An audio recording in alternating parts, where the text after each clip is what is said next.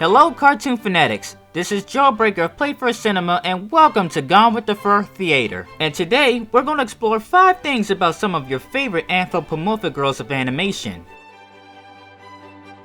For those that didn't grow up with the Animaniacs, Dot Warner is the cute little sister to Yakko and Wacko Warner, the Warner brothers. In an interview with producer for the Animaniacs, Tom Rucker, he states that Dot Warner's official age is 10. However, based on her and her brother's origins, she may in fact be much older than what her physical appearance lets on. Dateline Hollywood 1930, the Warner Brothers studio, ultimately creating 3 new characters, the Warner Brothers and their sister Dot.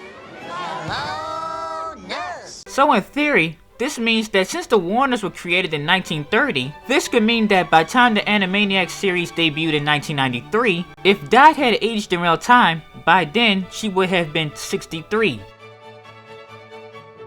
20 years into her career and people were still having disputes about what species Sally Acorn was. When I did a furry girl profile on Sally Acorn, I made a slight error when I didn't clarify when I called her a ground squirrel. Sally Acorn has always been a chipmunk. She was a chipmunk during Sonic Saturn, and still classified as a chipmunk during her Sonic comic appearances. This is until you look into the background of her father, King Maximilian Acorn. Back during his original appearance during Sonic Saturn, he was classified as a ground squirrel. However, as a Sonic Archie character, he is both a squirrel and a chipmunk. So when you factor that in, technically speaking, Sally Acorn could get away with being called a squirrel. If you were a boy that grew up with the very first Crash Bandcoot game, then Tawana probably was your very first boner! For those that don't know, and probably should know at this point, Tawana was inspired by Pamela Anderson. Oh, please tell me you know who Pamela Anderson is. Okay, roll the Baywatch intro clip.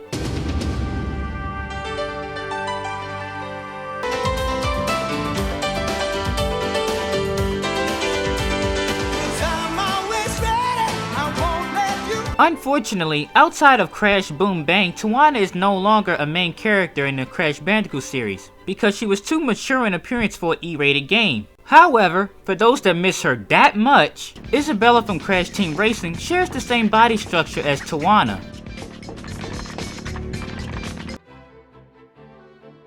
Voice actress Katsuchi has been defining our cartoon childhood since the 80s. In fact, she has voiced so many characters that it's hard to name them all in one setting. So, we here on Playfur Cinema asked the question, who was the very first anthropomorphic girl to get the honor to be voiced by Suchi? And, after doing some digging around, I discovered that girl was Clementine Clevenger from Disney's 1990 animated series, Tailspin.